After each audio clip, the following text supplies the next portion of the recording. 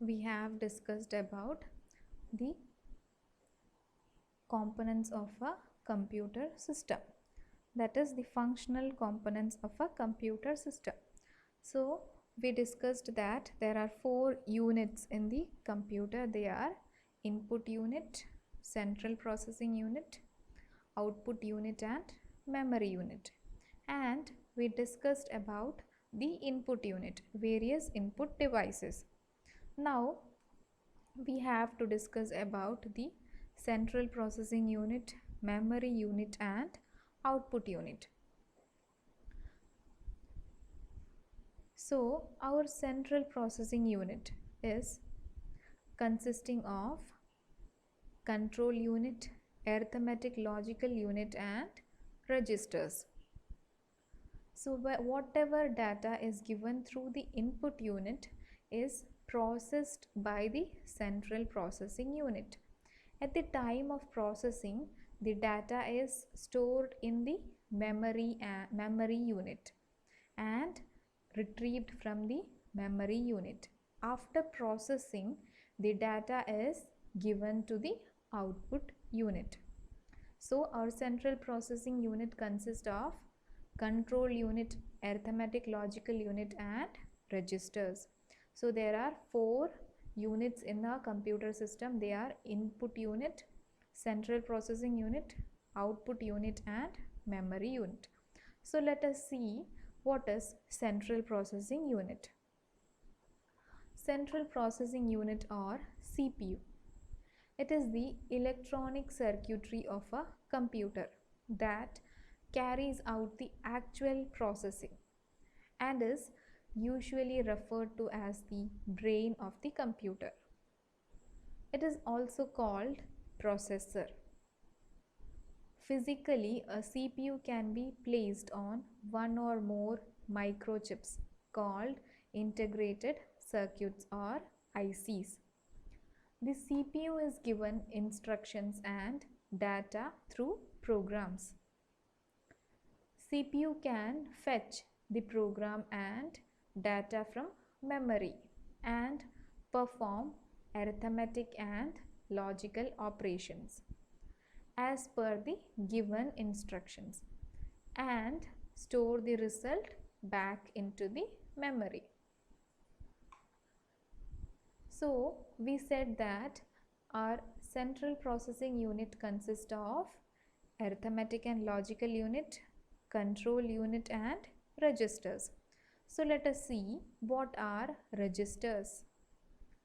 While processing, the CPU stores the data as well as instructions in its local memory. This local memory is called registers. Registers are part of the CPU chip and they are limited in size and number. Different registers are used for storing data, instructions and intermediate results. For storing data, different register is used.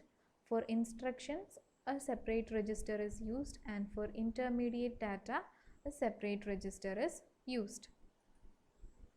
Next is ALU, that is arithmetic and logical unit.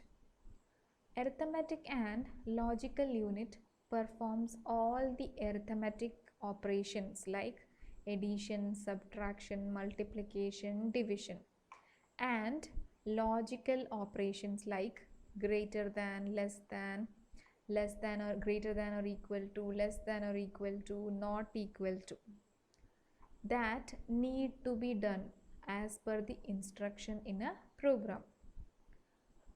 ALU performs the specific operation and stores the result in memory. The result of the logical operation is either true or false and helps in decision making. This result helps in making decisions. Next is the control unit.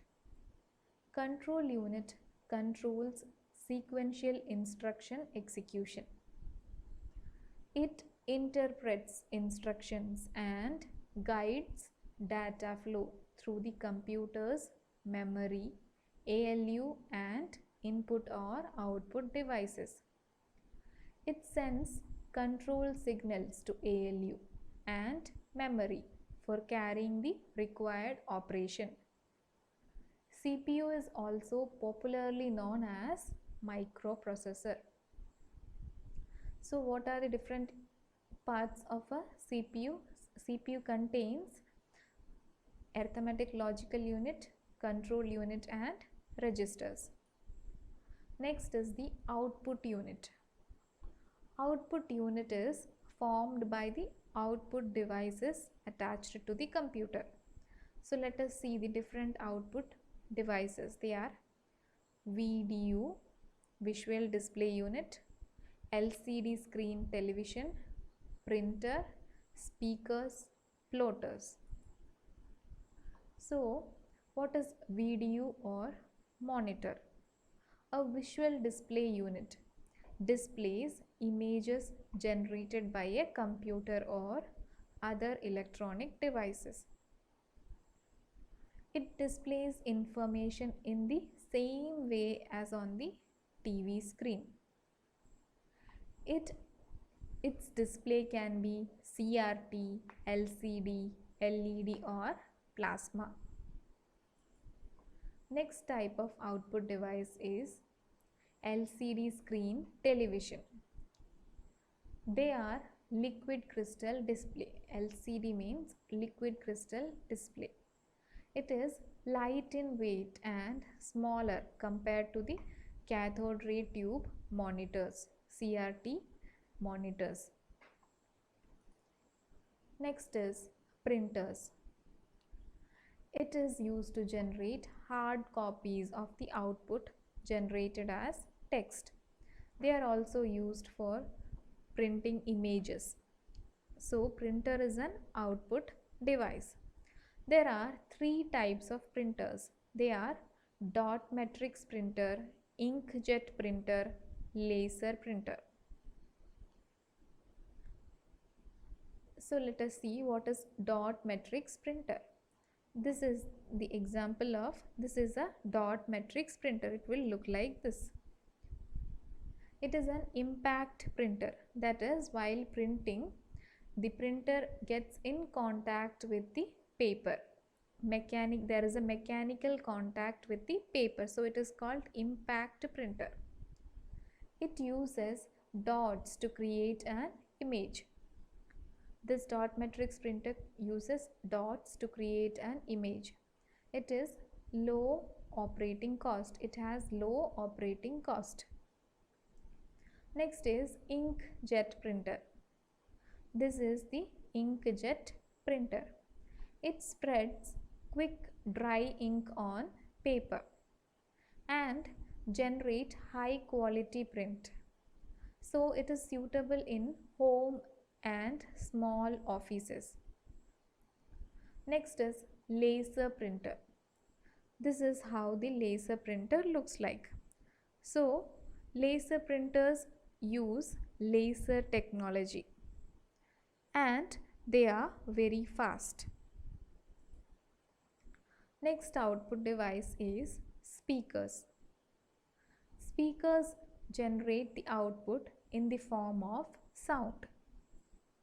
For a speaker to produce sound, a special device called sound card is installed in the computer system. Next type of output device is plotters. They are used to produce high quality drawings and images. It is just like printer, but they can print in large size papers. So they are used in computer aided design, that is CAD. Usually architects use plotters to print the plans of buildings. Next type of unit is memory unit. We studied about input unit, central processing unit, output unit. So the next type of unit is memory unit. So A computer system needs memory to store the data and instructions for processing. So our memory is divided into primary memory or main memory and secondary memory or auxiliary memory. Primary memory or main memory, secondary memory or auxiliary memory. So let us see what is primary memory or main memory. Main memory is used to store data and instructions. The primary memory is an essential component of a computer system. Programs and data are loaded into the primary memory before processing. The CPU interact directly with the primary memory to perform read or write operations. There are two types of primary memory. They are RAM and ROM, random access memory and read-only memory. So let us see what is a RAM. RAM is volatile, that is, as long as the power is supplied to the computer, it retains data in it.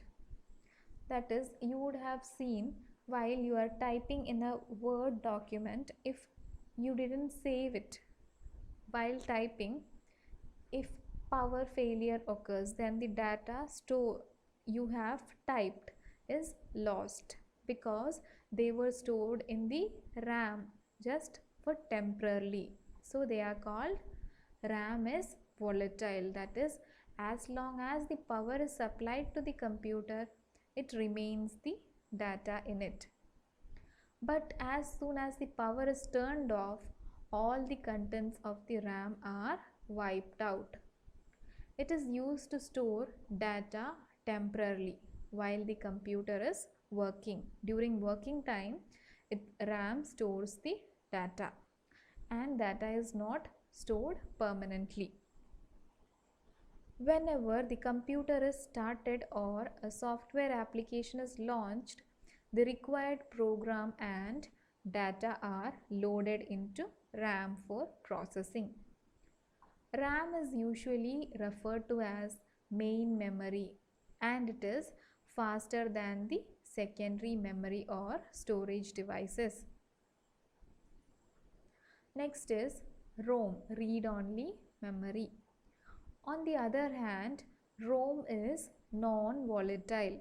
RAM is volatile and ROM is non-volatile, means its contents are not lost even when power is turned off. It is used as a small but faster permanent storage for the contents which are rarely changed. All the programs like our operating system are stored in the ROM memory, or for example the startup program or bootloader, that not operating system but the program to load the operating system, that loading program, that bootloader is stored in the ROM memory that loads our operating system into RAM. While we start the computer, we have to load the operating system. That loading program is stored in the ROM. For example, the startup program, that is bootloader, that loads the operating system into RAM, is stored in the ROM memory. That is, ROM memory stores the program called bootloader which loads our operating system when we start our computer. That program is stored in the ROM. Next is cache memory. Our RAM memory is faster than the secondary storage, but not as fast as computer processor. So, because of this RAM, a CPU may have to slow down because RAM is not as fast as the computer processor. To speed up the operations of the CPU, a very high speed memory is placed between the CPU and the primary memory. This memory is known as cache. So in between the CPU and the primary memory, there is an additional memory placed, and that memory is called cache, which is used to speed up the processing of the computer. It stores the copies of the data from frequently accessed primary memory locations. Thus, it reduces the average time required to access data from primary memory. Whenever you open from your phone, you open an application that you usually opens, then that application will be opened fastly than an application which you never opened, because the application that you usually open is stored in the cache memory. So when you open that application, it will just open in few nanoseconds, and the other application that you rarely open has to be loaded from the secondary memory. So it takes time to open that application. In case the requirement is met, it is read from the cache. Otherwise, the primary memory is accessed. So while CPU is working, CPU always checks for data in the cache memory. If it doesn't find the data in the cache memory, then it will check for the data in the primary memory. If ever it does not find in the primary memory, then only it will check in the secondary memory. Next is secondary memory. So a secondary memory is a computer system, is the secondary memory or auxiliary memory. Here data are permanently stored for future use. Secondary memory is non-volatile and has large storage capacity than the primary memory. Also, it is slower and cheaper than the main memory, but it cannot be accessed directly by the CPU. Contents of the secondary storage are first needed to be brought into the main memory for the CPU to access. Examples of secondary memory devices include hard disk, DVD, CD, memory cards, etc. So let us see the different types of secondary storage devices. First one is hard disk.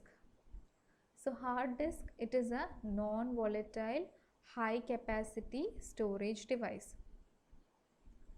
It consists of solid rounded disk placed on one another. Rounded disk placed on one another. This is a hard disk. It contains large number of disks placed on one another.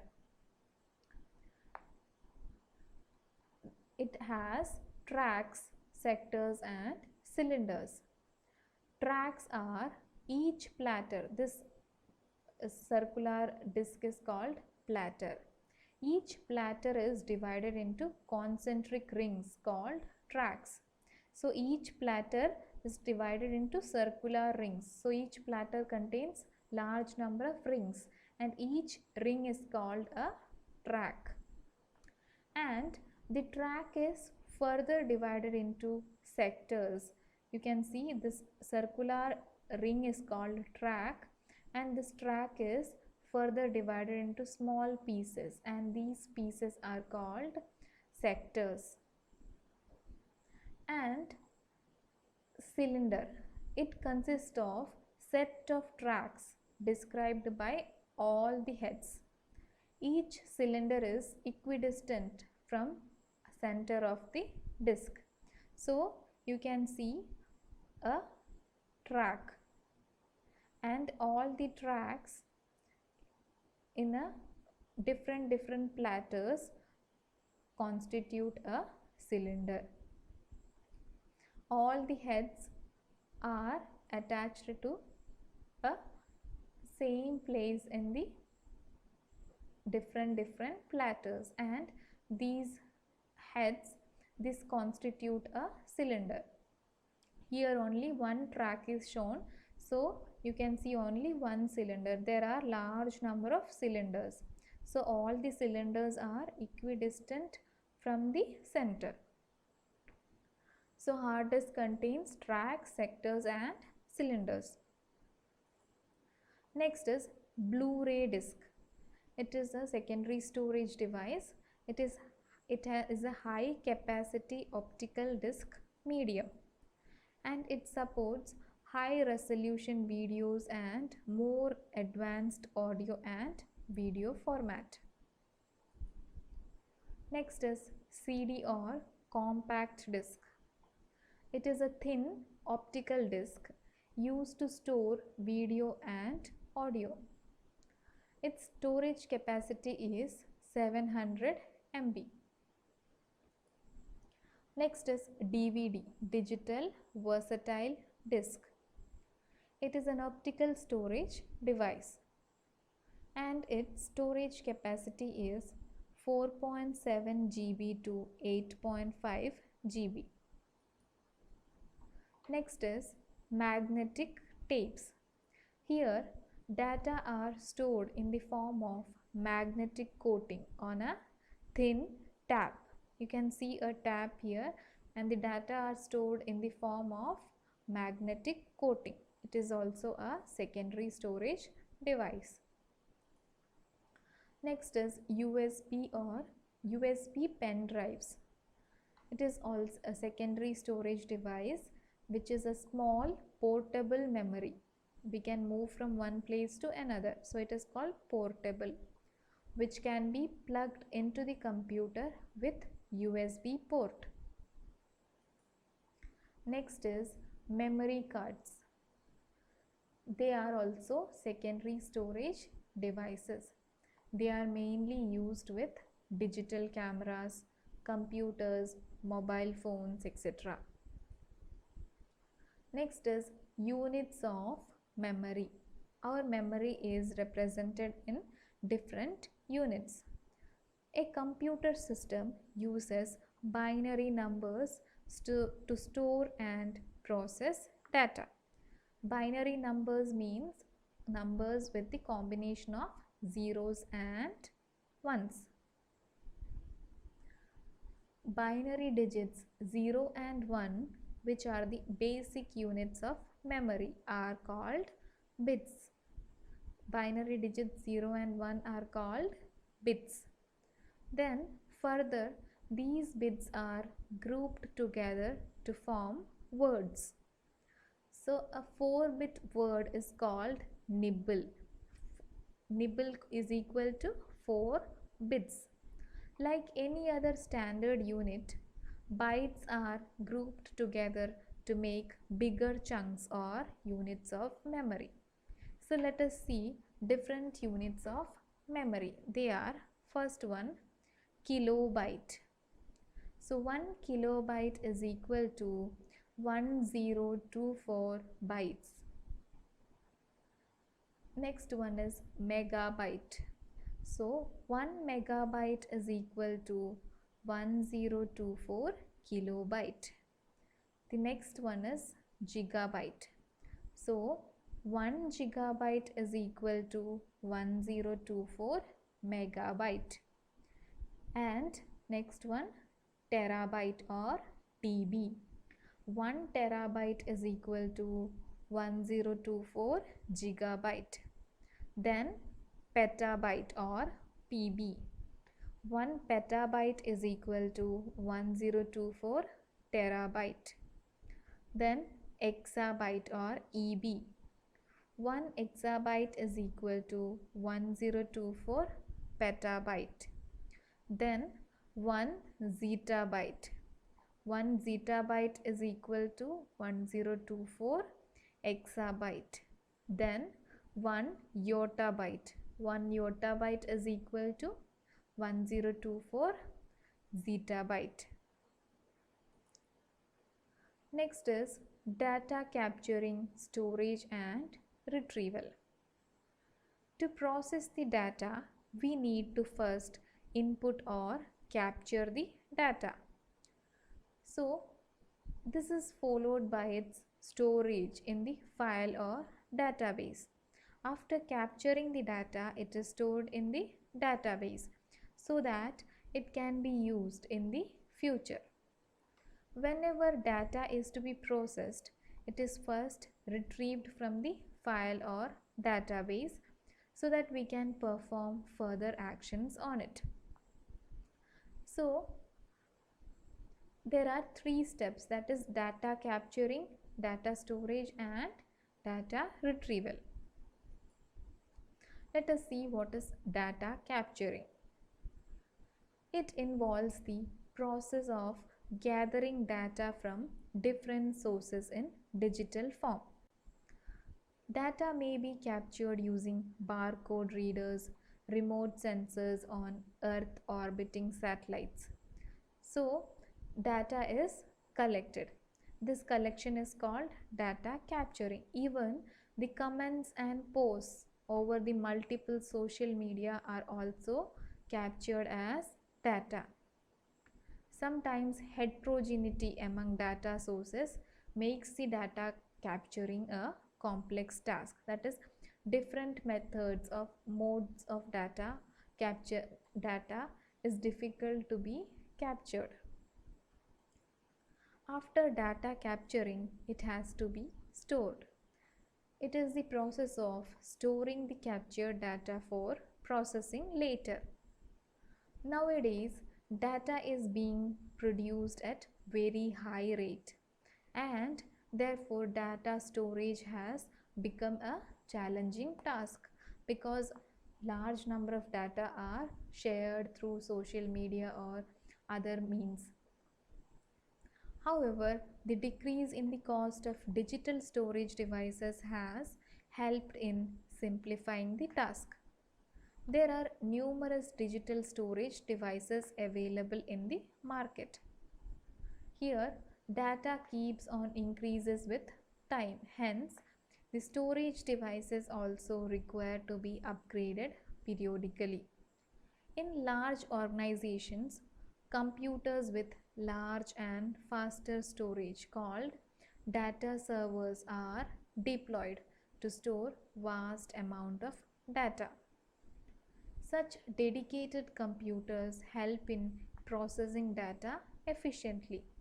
However, the cost of setting up data server as well as its maintenance is high. After storage of data, we can retrieve the data.